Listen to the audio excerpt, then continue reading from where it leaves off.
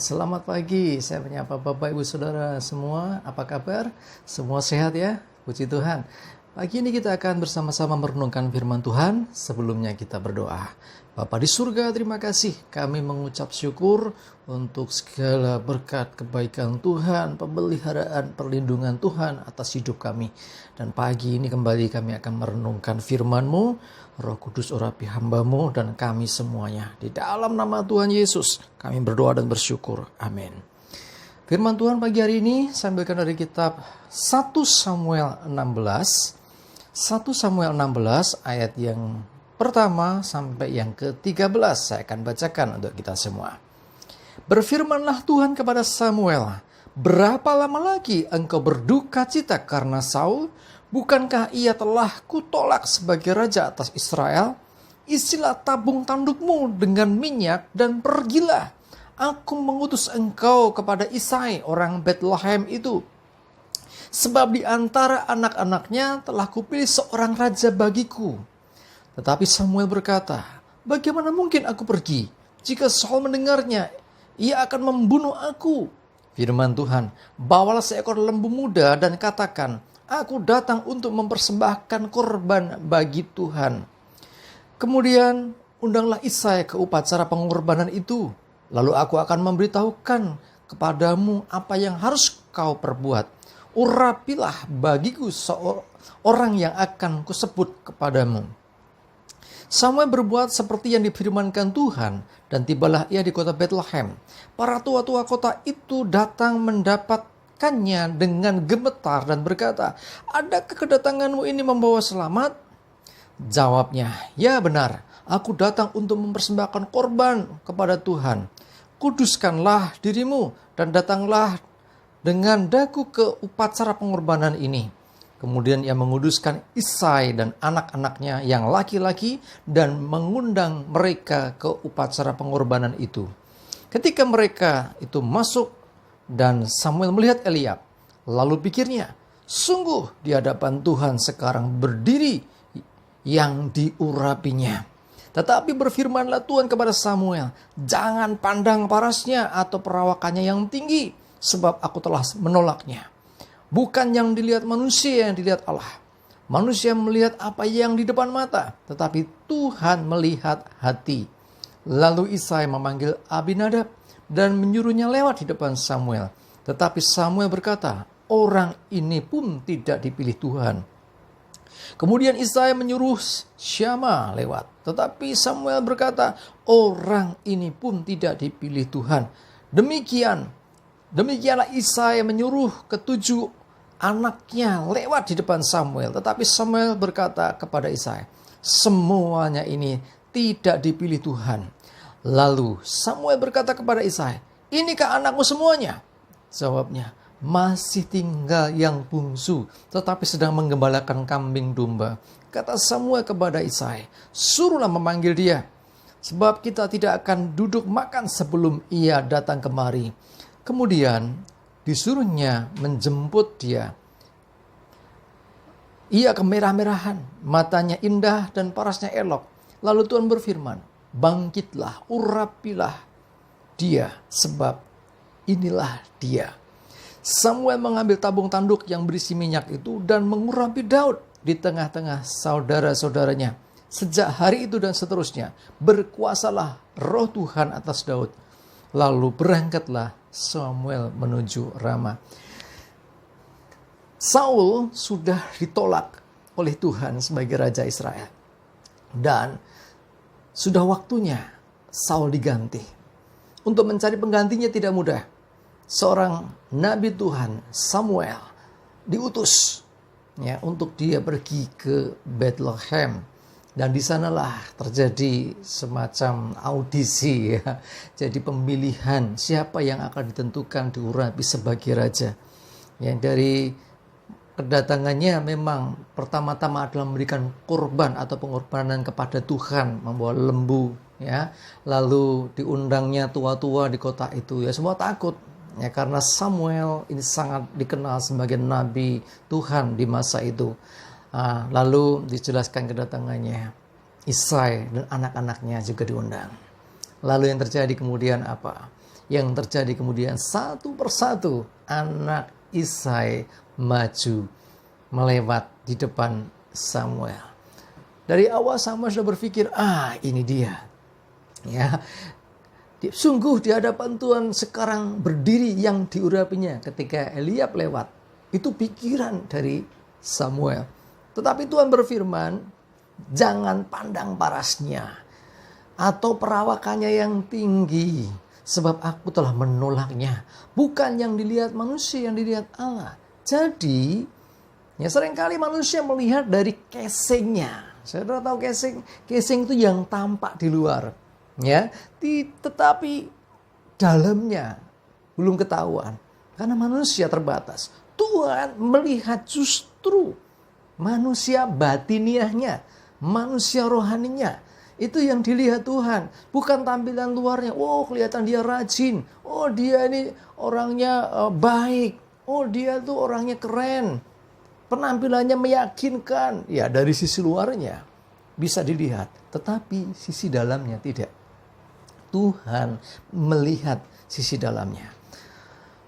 Daud adalah orang yang boleh dikatakan termasuk yang tidak diperhitungkan. Bahkan lebih ekstrimnya kurang dianggap.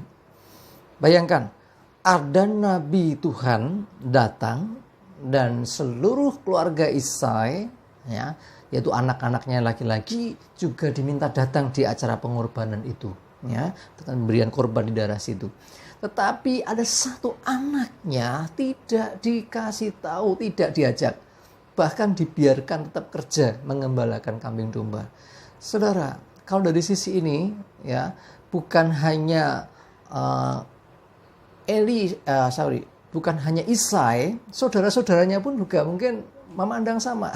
Anak kecil itu nggak dihitung, nggak masuk hitungan. Jadi nggak level dengan kita-kita. Mungkin gitu ya. Tetapi justru yang tidak diperhitungkan ini dipilih, dipakai Tuhan. 1 Korintus 1 ayat 27 sampai 29 saya bacakan. Tetapi apa yang bodoh bagi dunia dipilih Allah untuk memalukan orang-orang yang berhikmat, dan apa yang lemah bagi dunia dipilih Allah untuk memalukan apa yang kuat, dan apa yang tidak terpandang dan yang hina bagi dunia dipilih Allah. Bahkan apa yang tidak berarti dipilih Allah untuk meniadakan apa yang berarti, supaya jangan ada seorang manusia pun yang memegahkan diri di hadapan Allah. Jadi yang dipandang lemah, yang dipandang tidak berdaya, yang dipandang mungkin tidak memenuhi kriteria, tidak memenuhi standar menurut hitungan manusia, itu bisa dipakai Tuhan untuk melakukan perkara-perkara yang jauh lebih besar dari apa yang bisa dilakukan oleh orang-orang yang lain. Tuhan memilih Daud bukan tanpa dasar. Kita bisa melihat dalam perjalanan selanjutnya, Daud ini betul-betul orang yang memiliki manusia batiniahnya kuat, manusia rohaninya kuat. Ya, juga karakternya yang luar biasa baik. Kisah selanjutnya kita bisa lihat beberapa kejadian ketika bangsa Israel berhadapan dengan Filistin, di mana ada raksasa yang besar yang kita tahu namanya Goliat. Apa yang terjadi? Saul ketakutan, pasukannya ketakutan, termasuk yang ikut wamil, ya, wajib militer ini ya, anak-anak Isai. Semuanya juga tidak ada yang berani berhadapan dengan Goliat. Tetapi ketika Daud sampai di situ, justru orang yang dari awal tidak diperhitungkan ini, tidak dianggap, tidak dilibatkan, suruh angon saja, suruh ngembalakan kambing domba saja, ya. Tetapi justru dia ini ketika datang di situ, dia yang berani dan akhirnya mengalahkan Goliat. Kita juga tahu kisah selanjutnya ketika Saul berikhtiar, berusaha untuk membunuh Daud. Ada satu peristiwa di sebuah gua. Saat itu ada kesempatan untuk Daud bisa menghabisi Saul yang memang sudah ingin sekali Saul ini membunuh Daud. Kesempatan sebetulnya. Anak buahnya sudah mengatakan, ini kesempatanmu, jangan lewatkan. Tetapi Daud tidak melakukan itu. Dia tidak akan mengangkat tangannya atas orang yang diurapi Tuhan. Luar biasa loh. Penghormatan dari seorang Daud terhadap Saul seniornya. Ya. Terus berikutnya peristiwa yang terjadi lagi pada waktu peristiwa di Siklak, bagaimana waktu itu anak-anak, istri, ternak, harta bendanya, dan juga pasukannya yang bersama-sama dengan dia itu, istri dan anak-anaknya, ternak juga hilang semua tanpa bekas. Kota Siklak dibakar. Tidak ada petunjuk. Saat itu bahkan anak buahnya siap melempari Daud dengan batu. Apa yang dilakukan Daud? Dia menguatkan percayanya. Dia cari Tuhan. Dia berdoa kepada Tuhan. Dia minta petunjuk Tuhan. Inilah yang dilihat oleh Tuhan. Sebelum semua terjadi, Tuhan sudah tahu. Ini orang yang pantas untuk menjadi Raja Israel. Jemaat yang dikasihi Tuhan. Kadang kita merasa, aku sopo, saya siapa? Saya nggak punya kapasitas. Saya orang desa, saya nggak pinter. Ya, kita berpikir demikian. Aku ramu dengan popo, aku ra pinter, aku nggak bisa apa-apa. Saudara, saya mau beritahu saudara, apa yang lemah bagi dunia bisa dipakai Tuhan. Saudara bisa dipakai Tuhan. Saudara, apapun latar belakangnya, jangan pernah merendahkan diri dalam tanda kutip minder. Merendahkan diri baik, tapi kalau sampai ke batas minder itu yang tidak baik. Kenapa? Seringkali orang berkata sombong itu ketika orang membanggakan diri. Tapi saya mau beritahu, orang minder atau orang yang rendah diri, ya, bukan merendahkan diri ya, rendah diri, beda ya. Kalau rendah diri sebenarnya bukan orangnya rendah, tetapi orangnya mau merendah. Tetapi kalau rendah diri, itu orang yang menilai dirinya itu sangat rendah. Artinya menganggap dirinya nggak bisa apa-apa. Rendah diri sama saja dengan sombong. Karena apa? Tuhan menciptakan dia di dunia ini. Ada maksud dan tujuan. Ya, dia diciptakan segambar serupa dengan Allah. Artinya dia berharga. Ya, orang yang diciptakan segambar dan serupa dengan Allah ini, yaitu manusia, harusnya dia memandang kepada Tuhan. Aku diciptakan segambar dan serupa dengan Tuhan. Kenapa kok merendah diri? Apa bedanya dengan yang lain? Bukan untuk sombong, saudara.